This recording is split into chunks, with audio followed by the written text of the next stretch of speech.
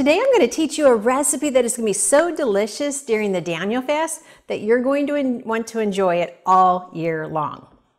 Now I'm not going to tell you the name of it yet because once I do, some of you are going to just automatically turn off this video because it sounds like too much work. But I'm going to give you such a shortcut that you can all start enjoying it right away.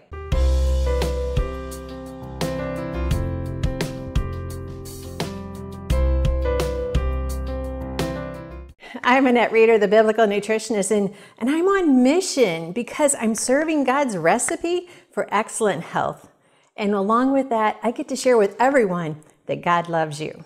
Okay, let's get started. So today I'm cooking out of the Daniel Fast recipe book. This is just a great resource. It's got menus, recipes. It tells you how to do the Daniel Fast. It has a spiritual journal in it as well. It was just kind of all of my teaching notes about the Daniel Fast, and I decided I better put it into a book so that you could have that with an easy addition to it. Okay, so it's the wild mushroom cabbage rolls. Yeah, I would glance over cabbage rolls all the time. Not that I don't like them, they're delicious. They just seem like too much work. I'm going to share with you, remember I told you I'm going to teach you how to do it in a more simplified way. Okay, so this recipe is just a very simple stir fry. So I already did the stir fry, so I did some olive oil, I did some onions, you could do shallots, you could do green onions, you could do sweet onions, you could do whatever onion is your favorite. And even in the mushrooms, you know, baby bellas, portobellos, those are more common, or the white button mushrooms. But go out there and look for some of the other varieties. Maybe in the spring you can go out and get some morel mushrooms, even in your own woods. So any mushroom will do. They all have their own distinct flavor. Actually, I did a video on mushrooms in my grocery discovery, so you might want to check that out. Actually, it's going to surprise you of what the health benefit is of mushrooms. But I'm not going to give that away because you need to go watch that video because it was just worth watching. Okay, so I sauteed some mushrooms, some green peppers, some onions, and some olive oil. Oh, and definitely garlic. It calls for 2 cloves of garlic, but my cloves were really big because I really wanted a burst of garlic. So I've already sauteed that, and you want to saute it until the mushrooms are tender. Mushrooms are just a great healthy food for you to have in your diet. They help to build the microbiome to make it healthy for you, and that's where your immune system, most of that is, so you really want to have mushrooms in your diet. Although they're low in protein count, but yet they have a burst of health benefits that actually helps build cells like protein does. So although it doesn't have a high protein count, it still counts as a good protein. Okay, so I've already sauteed this. So to this we're going to add our roasted nuts, and I'm using walnuts. You could use pine nuts, pecans. I'm not really sure that this would have been that great with pecans, so I thought it'd be really good with walnuts. Cashews would be good as well. All right, to this we're going to add our cooked rice.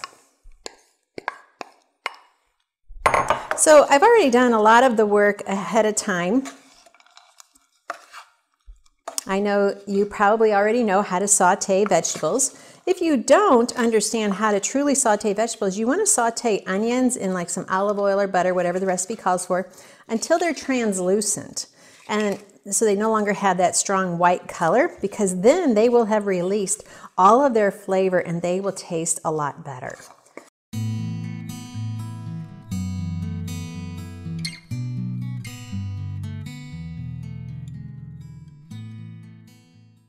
So that is the key. If you don't saute your onions, you don't get the full flavor of the onion, and sometimes they can be bitter, but when you saute them, they actually get a little bit sweeter.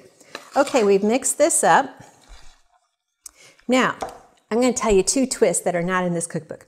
One, you could add some Bragg's liquid aminos, which is always, and you don't need a lot, just a very little.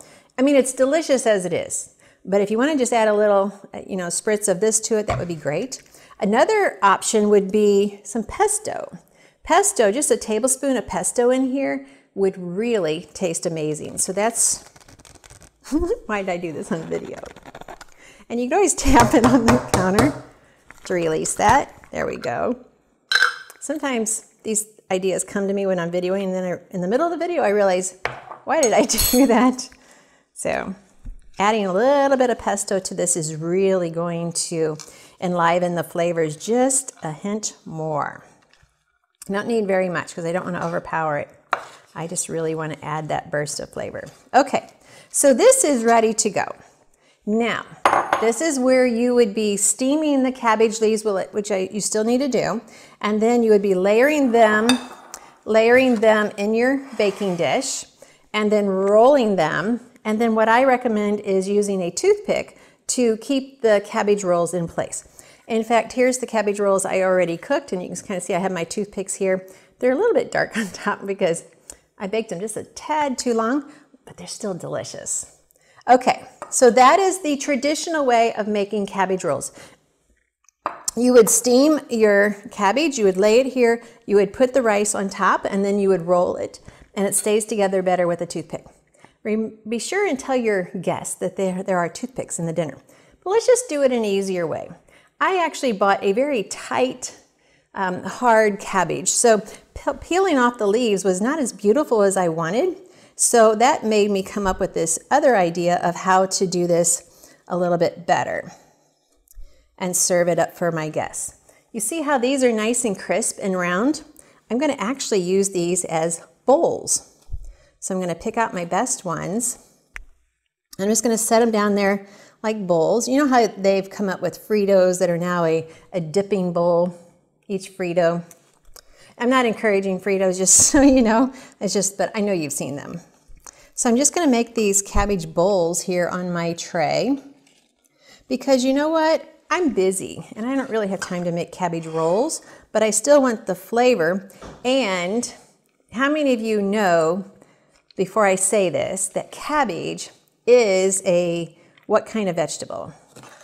If you know the answer to that, put it down below, because I want to see how many of you get it right before I tell you.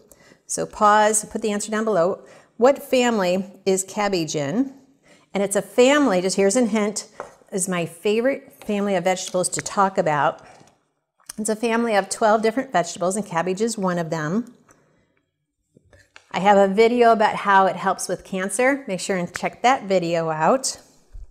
Now, I'm not being this is not going to be totally appealing to the eye, but you get the idea. Once I bake this at 375, it is going to be a delicious dinner.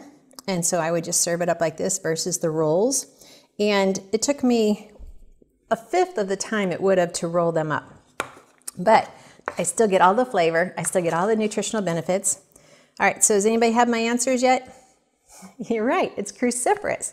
So cabbage is cruciferous, and I teach about it all the time. So here's just a brief look at my cabbage bowls instead of cabbage rolls. So we're making wild mushroom cabbage bowls, which is a lot faster than those cabbage rolls.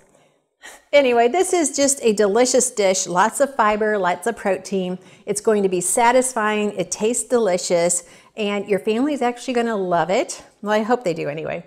And I'm here to keep you on mission. I want to keep you healthy. I want to keep you going forward with what God has called you to do.